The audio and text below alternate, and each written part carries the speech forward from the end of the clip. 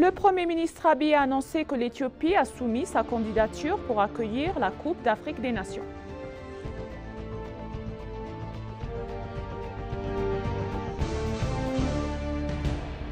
Les anciens stars du football africain ont indiqué que l'Éthiopie est en plein développement.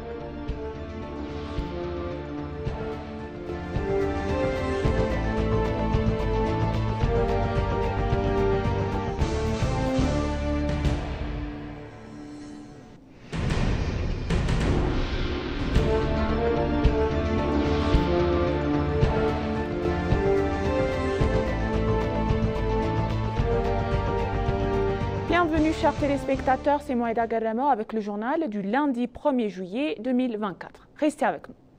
Le Premier ministre Abiy Ahmed a annoncé que l'Éthiopie a soumis sa candidature pour accueillir l'Afrique de la Coupe des Afriques des Nations et a mené des activités préparatoires. Le Premier ministre, le Dr Abiy Ahmed, a eu un match amical hier matin avec certains des légendes du football africain qui sont en Éthiopie pour participer au festival africain de Shenen. S'exprimant à l'occasion, le Premier ministre a dévoilé que l'Éthiopie s'est lancée dans l'organisation de la précieuse Coupe d'Afrique des Nations. Reconnaissant que la Coupe d'Afrique des Nations nécessite des procédures complexes, le Premier ministre a souligné que l'Éthiopie intensifie ses efforts consolidés pour concrétiser une demande soulignant qu'une discussion approfondie a eu lieu à ce sujet avec le président de la Confédération africaine de football CAF. Il a également estimé que l'organisation de la Coupe d'Afrique des Nations en Éthiopie simulerait certainement le football éthiopien. En outre, le CAN apportera également un grand bénéfice au développement du secteur touristique du pays. Selon lui, l'Éthiopie travaille dur pour l'intermédiaire de ses diplomates pour accueillir le CAN et d'énormes discussions, notamment avec le président de la CAF, sont en cours.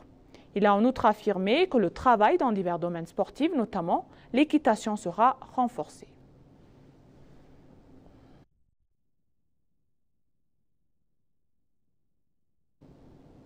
Dans une autre nouvelle donc, notre séjour en Éthiopie a été intéressant et nous avons réalisé que le pays est en pleine mutation, ont apprécié d'anciens grands footballeurs nigériens.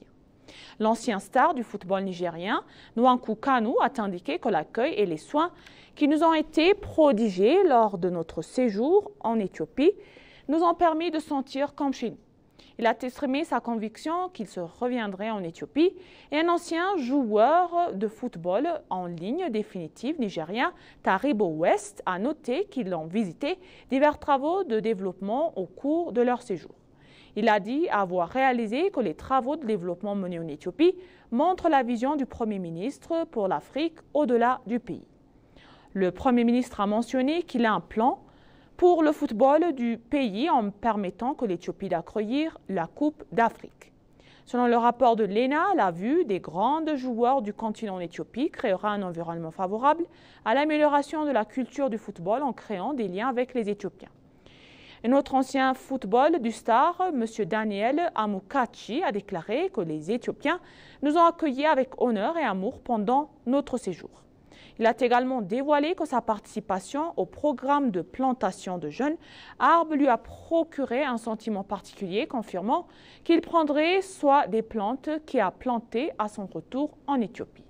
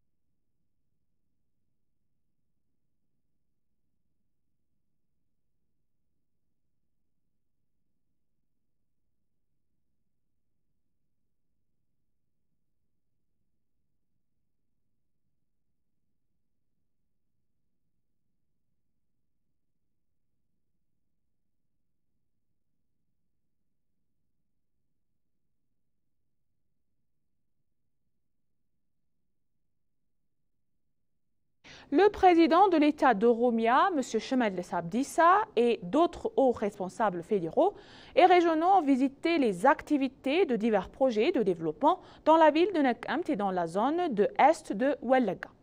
Aujourd'hui, les dirigeants ont visité divers projets achevés qui sont en cours. Lorsque nous dirigeons le ministre d'État des Finances par M. Yob Takaling et divers responsables fédéraux et régionaux étaient présents lors de la visite. Lorsque les dirigeants sont arrivés dans la ville de Nakamt, ils ont été chaleureusement accueillis par des responsables et les habitants de la ville. Les dirigeants ont visité un centre intégré en construction dans la ville de Nakamt, un pool de jeunes et une ferme de maïs dans le district de Gutogida.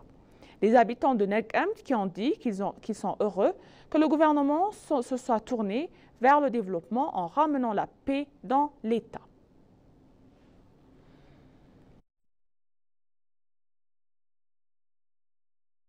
L'initiative de l'empreinte verte, considérée comme une campagne massive de reboisement en Éthiopie, a joué un rôle primordial dans la protection de l'écosystème et l'augmentation de la couverture forestière, a souligné l'Institut de développement de forêt.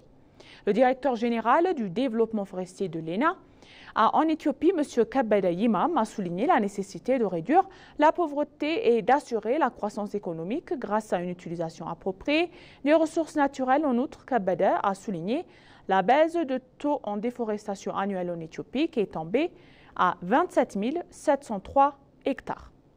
Pour lui, les pays qui ne gèrent pas et n'utilisent pas leurs ressources naturelles de manière appropriée sont exposés à un risque écologique sans précédent. La dégradation de terres forestières, l'utilisation déséquilibrée des ressources naturelles et la forte croissance démographique sont les causes de diverses catastrophes, a déclaré Kabbada. L'initiative de l'Éthiopie est devenue une démonstration essentielle dans les efforts visant à résister aux impacts du changement climatique, a expliqué le directeur général qu'elle a joué un rôle important dans l'augmentation de la couverture forestière. Il a exhorté l'ensemble de la société à contribuer sa juste part à la plantation et à l'entretien des jeunes arbres. Selon le directeur général, le taux de survie des plantes plantées augmente considérablement.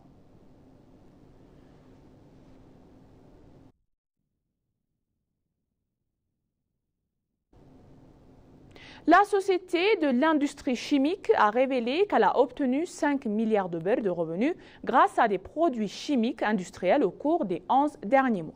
La Société éthiopienne de l'industrie chimique supervise l'usine de ciment de Muger, l'usine de traitement de pesticides Adami Toulou, l'usine chimique de Awash Melkassa, l'usine de soude caustique de Batu et le projet de développement et de production de Hevia a été inculpé. S'adressant à l'ENA, le PDG de la société, Hundessa Dassalegn, a déclaré que la société fournit les produits chimiques de ses usines aux marchés nationaux et étrangers.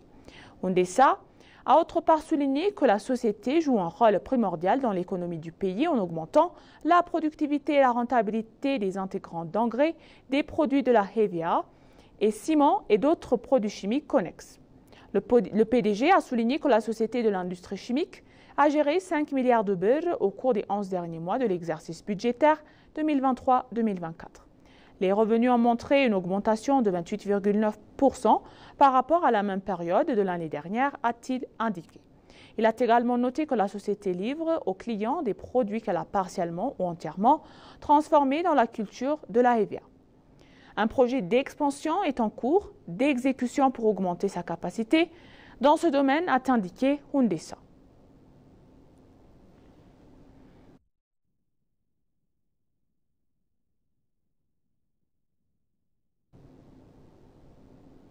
La maire de l'administration municipale d'Addis Abeba, son Excellence Mme Adanet Abebe, a visité le centre suisse de diagnostic. Dans un message publié sur sa page de réseaux sociaux, la bourgmestre a déclaré qu'il s'est entendu et rendu hier soir au centre de Suisse de diagnostic dans notre ville. Outre les services fournis par le centre médical, cela contribuera à la vision que nous avons commencé de faire d'Addis Abeba un centre de tourisme de santé, a-t-il été déclaré. La maire a ajouté dans son message que nous continuerons à déployer des efforts pour étendre le service et continuerons à soutenir d'autres investissements privés impliqués dans le secteur de la santé afin que notre personnes ne peuvent pas être soignées, à l'extérieur du pays et puissent bénéficier d'un meilleur traitement et éviter les devises.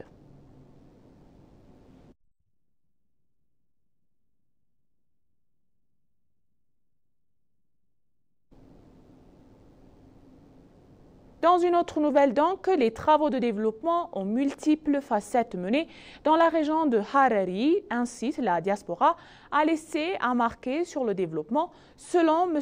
Alifia Ibrahim, le vice-président de la communauté de Harari au Canada. Selon Alifia Ibrahim, la vice-présidente de la communauté Harar de Toronto, la Journée internationale du Harar est une plateforme permettant aux autochtones de la région dispersés dans le monde entier de renforcer leurs liens avec les uns et les autres et leur pays. Elle a également expliqué que le festival s'adresse spécialement aux natifs de la communauté nés à l'étranger et ne sont jamais venus dans leur pays pour connaître leur identité, leur pays et leur culture et créer en eux du patrimoinisme.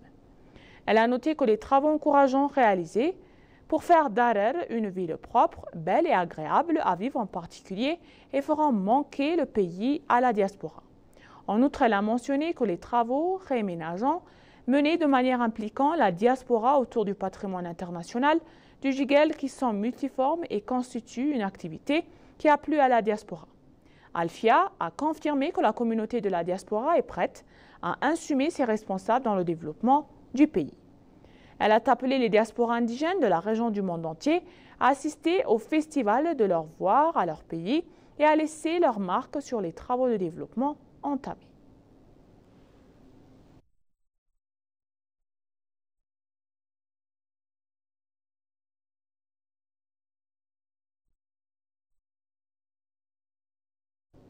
Et pour conclure le journal donc, l'université d'Aksum a diplômé plus de 1000 étudiants dans divers domaines d'études.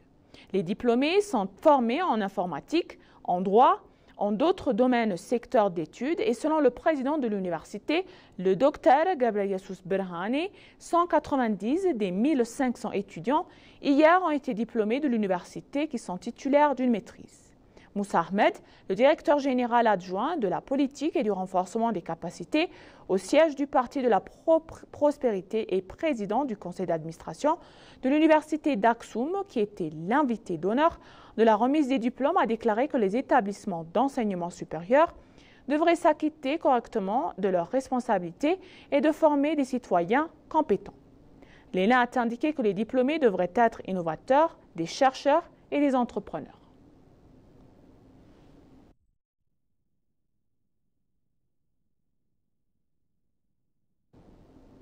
Et maintenant, chers téléspectateurs, je vous rappelle les titres principaux. Le Premier ministre Abiy a annoncé que l'Éthiopie a soumis sa candidature pour accueillir la Coupe d'Afrique des Nations.